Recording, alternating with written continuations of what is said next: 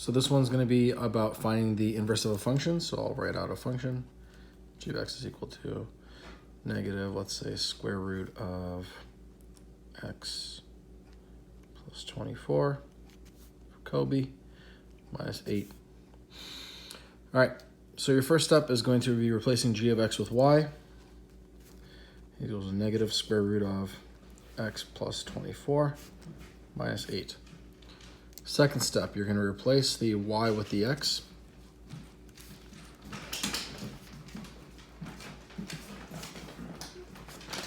After that, you're going to solve for y, so you have to add 8 to both sides.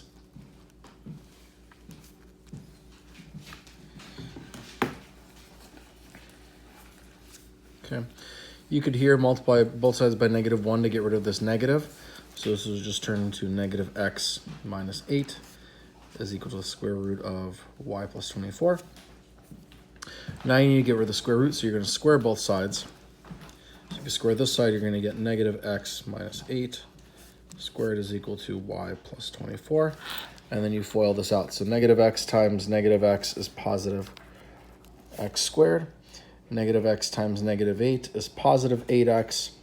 And then you're going to get another 8x. So you're going to end up with 16x, and then negative 8 times negative 8 is 64 is equal to y plus 24. And then subtract 24 from both sides, so you end up with y squared plus 16x plus 40 is equal to y.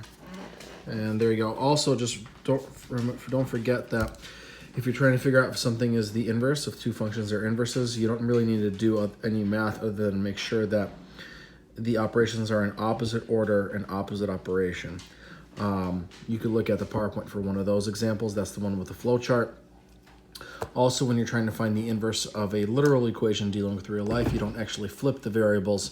You just isolate the original variable.